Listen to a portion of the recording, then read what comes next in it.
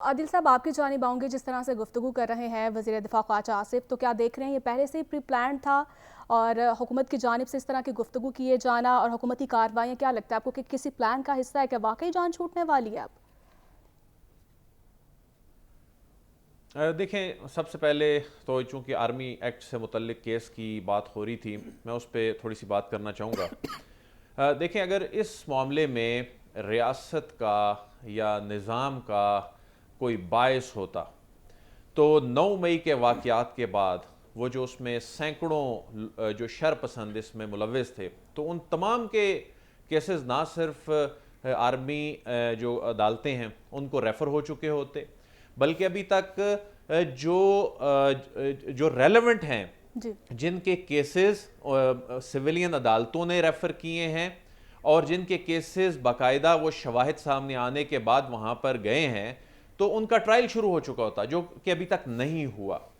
तो एक तो इस सारे मामले पे जो एक प्रोपेगेंडा किया गया, इस सारे मामले को ये हाइप दी गई, पता नहीं फंडामेंटल राइट्स और आईन पाकिस्तान जो बुनियादी हकूक़ के तहफ़्फ़ुज़ की बात करता है, शायद वो वायलेट करके पता नहीं रातों रात क्या हो जाएगा। और हमारी तो यहाँ तक भी इत्तला है कि बहुत से लोग जो इस वक्त कस्टडी में हैं, उनको बड़ी अच्छी और बेहतर हालत में रखा गया है अगर वो किसी और या सिविलियन कस्टडी में होते।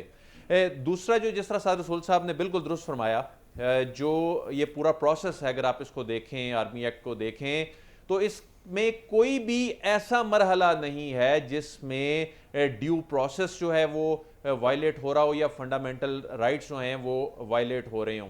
इसमें सिर्फ अदालत का एक कंसर्न है अपील के हवाले से। देखिए, वो तो आज अटॉर्नी जनरल ने भी आज अटॉर्नी बताया कि जनरल ना इसके कहे। लिए एक कानून में तरमीम करनी होगी। कलभूषण केस में क्या हुआ था उसके हवाले से, चूंकि आलमी अदालत इंसाफ का जो एक हुक्म आया उस पर इम्प्लीमेंटेशन के हवाले से, और उसमें एक अमेंडमेंट भी करनी पड़ी थी। इसमें अपील का हक है, अपील का हक है, लेकिन वो जो एपलेट फोरम है वहां पर है, और कुछ केसेस में ये मामला हाई कोर्ट तक भी जाता है। तो इसमें ऐसी कोई चीज अभी तक जो हमने इसको स्टडी किया और जो चीजें हमारे सामने आई, इसको जरा कोई अदील आपकी बायस इजाजत नजर से मैं नहीं आया वजाहत कि कर किसी दूं, के क्योंकि आप फंडामेंटल जानते हैं राइट्स बड़ी जो हैं जरूरी बात है। उनको वायलेट करते हुए और कुछ ऐसा किया जा रहा है कि और ये तमाम चीजें वक्त आने के साथ ये दम तोड़ जाएंगी कि ये जो प्रोपेगेंडा किया गया। दूसरा, साबिक प्राइम मिनिस्टर, उनकी जमात, ये उनको फायदा पहुंचाने वाली बात है। वो इस तरह फायदा पहुंचा रहे हैं कि ये इस सारे मामले को मुतनाज़ा कर रहे हैं, सियासी कर रहे हैं। खालिस्तान ये कानूनी मामला है और उनके केसेस चूंकि आखिरी मरहले में दाखिल हो चुके हैं, और जो तोशाखाना केस है, अब ये 1.5-2 हफ्ते की बात रह गई है। अगर इस्लामाबाद हाई कोर्ट से इस पर कोई स्टे नहीं आता, जो कि वो अपील में गए हुए हैं, तो तोशाखाना केस की रोजाना की बुनियाद पे, बल्कि अब जिरा तक मामला चला गया है। इसके बाद अब जो साबिक वजीर आजम है उनका बयान ठीक है कलमबंद आदिल, होगा। आपका कमेंट आ चुका है।